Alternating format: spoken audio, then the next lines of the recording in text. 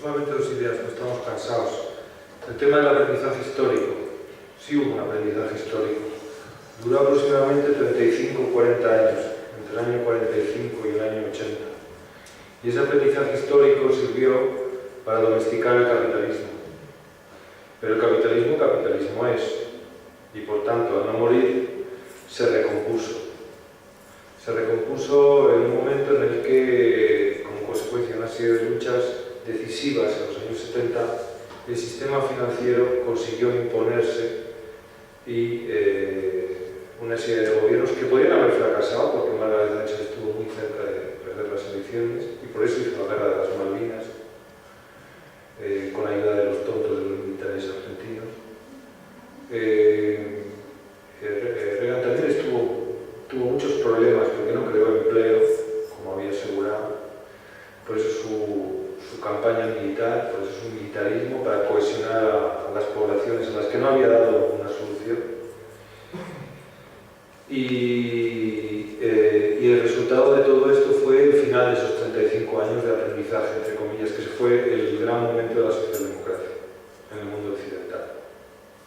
En una parte del mundo occidental, porque es un modelo que solamente sirve para unos cuantos, no es un modelo generalizado. Cuando la socialdemocracia latinoamericana o la burguesía latinoamericana, en la alianza con las clases populares, intentó hacer algo similar, hubo un golpe de Estado detrás de otro, hasta hoy mismo. Por lo tanto, sí que hubo un aprendizaje histórico, pero es que el tema, la historia no nos mueve en el aprendizaje. Uy, hay libros de todos y sabemos miles de cosas, sino la correlación de fuerzas sociales. Y los años 80 produjo un cambio en la correlación de fuerzas sociales y un desmontaje de esas políticas que efectivamente en última instancia se basaban en un aprendizaje histórico. Ten en cuenta que la guerra, a medida que se va alejando el fascismo y la guerra, pues todo el mundo se va un poco olvidando, ¿no? Es lo que pasa aquí también, a medida que nos vamos olvidando de Franco, pasa el tiempo y nos vamos olvidando y volvemos a repetir los mismos errores que se cometían ahí y que en el año 80 a lo mejor eran inaceptables, porque ya sabíamos lo que significaba, ¿no? Pero hoy se vuelven a repetir. Y por fin el tema de la refundación y el tema del salto. La idea del salto es que hay momentos en la historia en los que hay que arriesgarse, hay que romper convencionalismos, hay que romper inercias, hay un riesgo, claro que hay riesgo, en cualquier cambio, momento histórico de este tipo hay riesgos, claro que lo hay. Hay que asumir riesgos y hay que empezar a proceder de otra forma. Y no solamente en términos de un nuevo programa electoral, porque eso efectivamente yo estoy de acuerdo con Manolo, eso no es el problema, hay un montón de libros y programas, etcétera, etcétera. El problema es la reconstrucción de ese imaginario colectivo, entre otros es un paradigma central, y yo creo que aquí hay que ubicar la huelga. La huelga no es un elemento instrumental para combatir o para intentar solamente, nosotros tenemos que tener una lectura más amplia de la huelga, para combatir o hacer reversible lo que quiere hacer Zapatero con las pensiones, ¿no? Que en definitiva es que la banca se sanee a costa de nuestras pensiones. Como la banca tiene agujeros que no se pueden tapar, ahora hay que darle toda una nueva línea de negocio que son las pensiones y la privatización de las cajas, que son muy rentables, porque aunque no son privadas, han funcionado muy bien, no han quebrado ni una sola en 150 años, ¿no? Una cosa interesante a sostener sobre la eficiencia empresarial no capitalista, porque efectivamente las cajas han tenido una deriva neocapitalista muy fuerte en los años 80, a raíz 90, a raíz del boom financiero, pero la inmensa mayoría de ellas no han seguido una lógica estrictamente capitalista, ni mucho menos. Y no ha habido nunca una quiebra de las cajas en España hasta que quiebra Caja de Castilla-La Mancha. Entonces, volviendo al segundo tema que decía, tenemos que hacer una lectura completa, no instrumental solamente, de la huelga. La huelga no es un intento de hacer reversible esa decisión, sino de recomposición, de inicio de recomposición. Estamos en un inicio de recomposición posible de ese imaginario, de esa actitud frente a la realidad social, de esa actitud frente a la injusticia. Una actitud subjetiva, ¿no? Una recomposición de tipo subjetivo, colectivo pero subjetivo, que no es lo mismo que hacer un análisis coherente o que la gente se entere al final de que son los injustos los bancos, ¿no? Eso la gente lo sabe muy bien, Pero lo nuevo es que puede ser el inicio, si se combina con un referente político, sobre el que ahora no podemos hablar, se va el tiempo, pero que a mi modo de ver tiene que ser una combinación entre las viejas identidades, que se irán extinguiendo. Las identidades nacen y se van extinguiendo, lo que no se puede es forzarlas.